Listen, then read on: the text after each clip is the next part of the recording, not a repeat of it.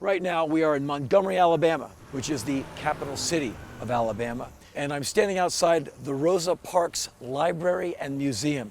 Rosa Parks, made famous for not giving up her seat on the bus here in Montgomery in 1955. And she is one of the most powerful figures in the civil rights movement and an icon of freedom and equality all over the world. This is Capitalism 2012.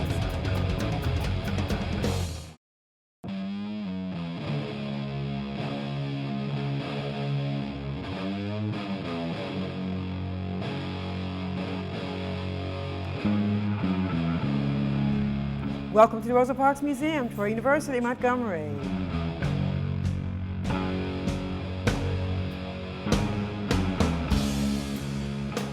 What this museum represents is when you step outside these bus doors, you embark on 10 of the most profound years in U.S. history, from 1955 to 1965.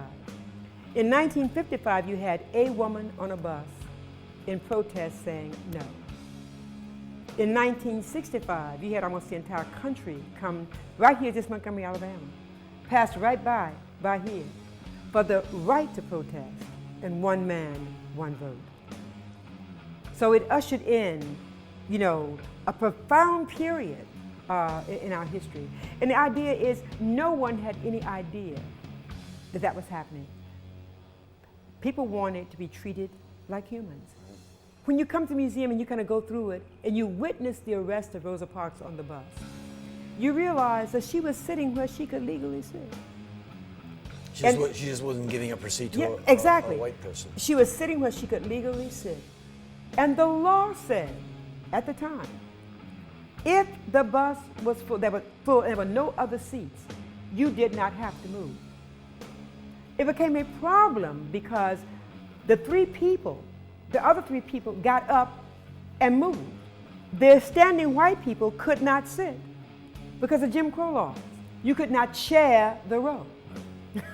So therefore, with her sitting there, those seats would have to remain vacant. So then, what law is more important? The law or cultural law? It becomes cultural law. Rosa Parks did the right thing as opposed to the immediate thing. And the people in Montgomery also did the right thing as opposed to the immediate thing, which means that, something like Frederick Douglass says, if there is no struggle, there can be no progress. We all are products of our history. The good, the bad, the ugly. We are the past, present, future all at one time. Mm-hmm. And I think that because so much of our history and the legacy of it is so tragic, it's so overpowering, that many of us become paralyzed by it, either by anger, by fear, by guilt, or whatever. And so we can't do anything. I think it's important to begin to take the memories and to use them as tools to move forward. Sure. So Georgette, where are we standing right now? Mm-hmm. And what's the relevance of all of this location and the impact it's had on you and your life? Oh, wow. We actually kind of like, I guess, would be on sacred ground, because this is really the spot where the modern movement, I guess, would really start, because this is a site where Rosa Parks was arrested. What that's taught me is that one person can make a difference. Oftentimes we hear it in terms of the negative. Hitler was one person who had an idea. People jumped on it, and we always talk about that one. But one person can make a difference. And this is a case where somebody said, enough. I've just had enough. Well, we hope to achieve equal rights that any human being deserves. That's what we are working for. And what happened here in Montgomery made a difference. Because, people say, Montgomery, Alabama? I mean, please. But I think people were so invigorated with just how they felt. And they did this for 382 days. And they got weary. The me in them got really weary. The me in them got really tired. But the we in them was strong.